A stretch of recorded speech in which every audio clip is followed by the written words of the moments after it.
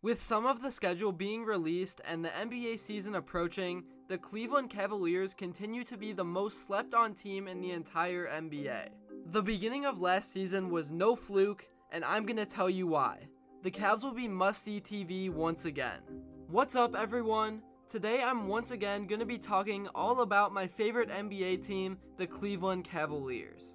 I just got home from vacation and I am going to be getting back on the grind. I've decided that since I love and know so much about the Cavs, that for the next few months, I'm going to mainly be focusing my channel on them. I will still be making videos and documentaries about other teams, but Cleveland is where it all started, and I'm beyond excited for what they're gonna do this season. I really want to grow an NBA fanbase on this channel, and I would encourage all you guys to put your thoughts on my videos in the comments below.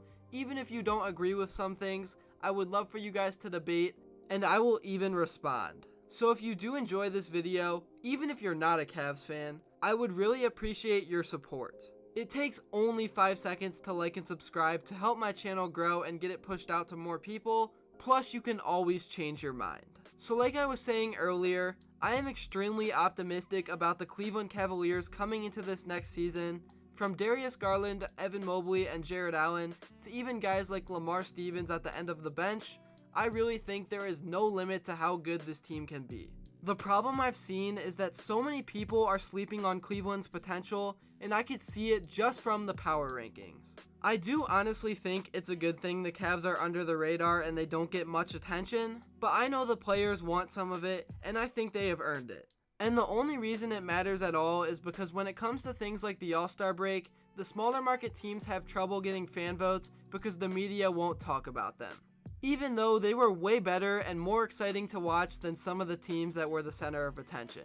But again, I understand it. Whatever team brings the media the most revenue is the one that will be talked about the most, and Cleveland isn't one of them. In some of the latest NBA power rankings that I have seen, the Cavs have been ranked as low as 17, which is just disrespectful. No matter how you look at it, the Cavs have a top 10 roster in the NBA and a great locker room with players that want to be together. I think people are looking right past that the Cavs were a top 3 team in the East before they got absolutely torched with injuries, which set them back. I usually don't even like to make excuses, but the amount of injuries and illnesses that they had was almost unbelievable. Many people also forget that for a while, the Cavs had a top 3 defense in the league as well, and it was no fluke. The Mobley-Allen pairing was one of the best rim protecting duos in the entire league, and the whole defense fed off of it.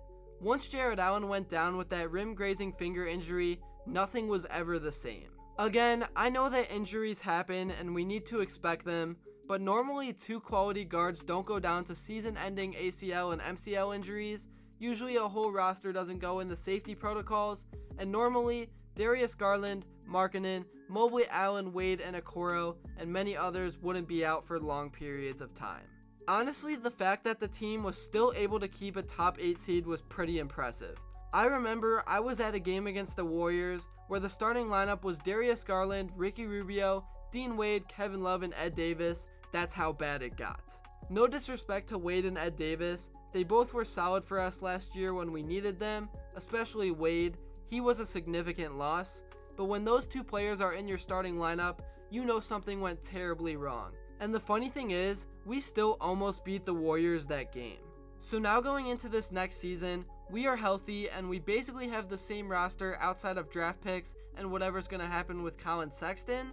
Most of you guys know my take on Young Bull, and you know I want him back badly, but I do think we were overcritical on how Caris Lavert fit with the brand new system, and even without Collin, we still have tons of depth in the backcourt. Lavert was so bad in the play-in tournament. He had tons of turnovers and looked like he didn't know how to run the offense, but we often forget that he was traded to us, and it's very hard to learn a brand new system in a few weeks. There's also plenty of people in the Cavs front office that prefer Caris over Collin, and I think that says something regardless of what we say.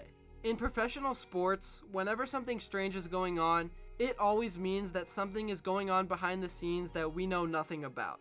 But back to what I was saying about the power rankings and why the Cavs are so slept on, is that there is no way any logical person can put teams like the Jazz with no Gobert and the Lakers over this exciting young team. But again, it also really doesn't matter. It's all going to sort itself out when the teams actually play. Plus, if the Cavs do sign Collin Sexton, that would only make their roster and depth even better, and it would add more scoring. But Sexton is just a bonus. I do think the media is way overvaluing what he is, and the Cavs will still be a top team even if they don't have him. Another thing many around the NBA are talking about is what the Cavs could get in a sign and trade for Collin, or even just a regular type of trade. Originally, I heard rumors about Donovan Mitchell, which would be insane, but I really don't want to bring in a superstar to this team unless it's LeBron wanting to come back for one last ride. We have too much chemistry going on with this team to trade anyone away, even if it's a Coro or Jetty for any type of star. The only things tradable in my eyes is Sexton, Windler, and our draft picks. As much as I still don't like Jetty, I think a lot of players really like him on the team. I also think guys like Okoro and Stevens will be nasty when they develop a somewhat consistent jump shot over time, and it's way too early to give up on them. During Summer League, I saw so many fans jump on the Ochai Agbaji wagon as soon as they saw him shoot, and although he is looking like a sniper, most people forgot that Isaac Okoro is actually younger than him despite being in the league for a few years, so there is still tons of room for him to grow, same with Stevens. Now moving on to another thing that I feel like I need to talk about is getting Ricky Rubio back. I know this happened a long time ago, but I still haven't made a video talking about it. This move was way bigger than you guys think despite the ACL injury. I think guys with the new technology are able to recover way faster and come back way stronger, that we have nothing to worry about. Players like Kevin Love and Osman saw their numbers plummet after Ricky went down, and I'm super interested to see if that chemistry can continue when he returns. Rubio just knew how to find those guys with flashy behind the back passes and all the other shifty moves in his bag. We also only gave him 18 mil, so I think that was a pretty reasonable contract to give for a solid backup point guard, but I'm interested to see what you guys think. I've also been seeing some gym highlights of what Darius Garland has been working on, and he is looking better than ever. As much as I would love to see Sexland run it back, historically, as I always say, two small guards have never been able to make deep playoff runs together, and you can just look at Dame and CJ to get proof on that. They did of course have that one year with that Dame time iconic buzzer beater, but outside of that, they never really went anywhere. So that's another reason why I'm fine with the Cavs choosing Lavert over Sexton, but I personally would have went with the shooting and scoring that Collin provides. Let me know in the comments below what your predictions for the Cavs are this season. I said last video that I think they will go 52-30 if they have some injury luck. I am so excited for the grind I'm gonna do with this channel, and I hope you guys join me for the ride. Let me know in the comments below what you thought about this video, and also critique what I could do better. Also, make sure to comment below what you want to see next. Thank you all for watching. Stay tuned for more videos. If you enjoyed, again, make sure to drop a like and subscribe if you haven't. And until next time, I'll see you all later.